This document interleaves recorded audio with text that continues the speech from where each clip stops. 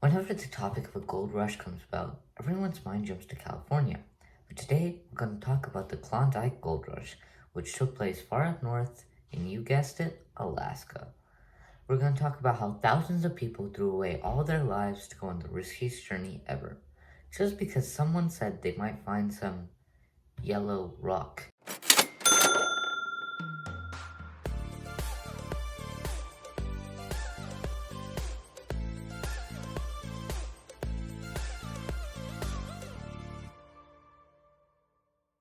Gold, gold, gold.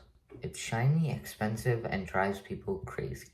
From original conquistadors colonizing the New World to practically every historical event, gold is partially a reason. In the area of Klondike River in Yukon, there have been many people who had discovered gold, but the news hadn't spread and it was more of a speculation. In the year 1896, when prospectors Skookum Jim and George Carmack found a gold nugget, they didn't keep it hidden, and the word immediately spread around the area. All those nearby camped at the river and started the search for gold. But the gold rush didn't start then, because the word about Klondike hadn't sped past the Yukon, and because of the winter, it stayed that way for a while. It wasn't until 1897 when ships full of gold came till people started storming to the sea. At this time, America wasn't doing so well, and living in the States was hard. This is what amplified this rush so much. 3,000 people left in just the first week. Thousands and thousands followed as time went on.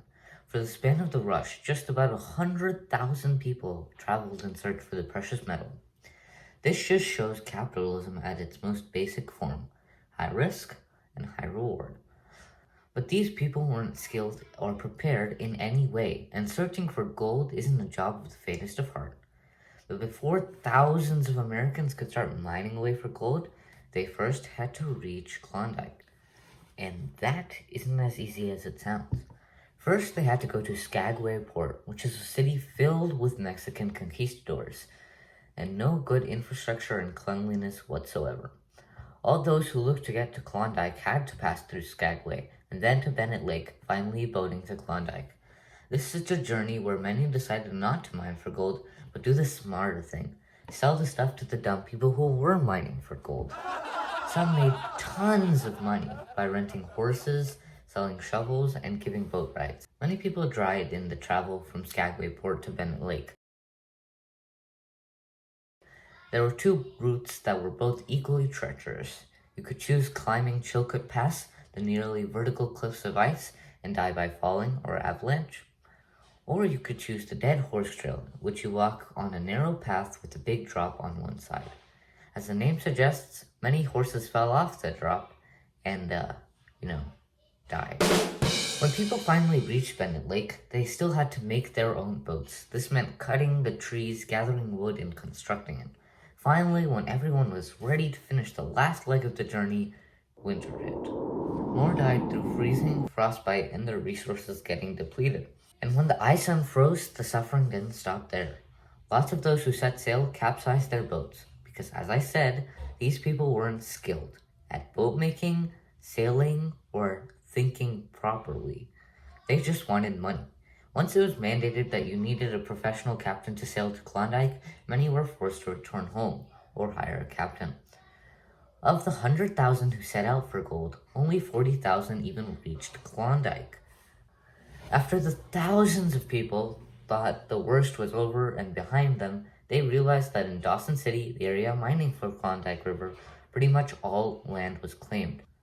So the only ones who were profiting were the original prospectors of Yukon, and the thousands of Americans were left without supplies and no hope of actually searching for gold, forget about finding some.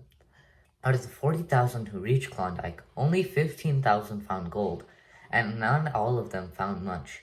It remained a prosperous city for some, and for some, it was just suffering. And the city and the gold rush didn't last that long because of a discovery of gold in Nome Beach. Many stuck at Dawson City fled to get a chance at the easier gold, and with that, the gold rush ended. Gold was a motivating factor in Manifest Destiny. It's not just the idea of territorial expansion, but the idea that America should be something greater. Many gave up in search of a better life, but one thing we learned from the gold rush is If you want to get rich with the lottery, sell the tickets. Huge thanks to the Smithsonian Channel, Geographic Channel, and History.com for providing the information for today's video. I hope you learned something, and I'll see you next time.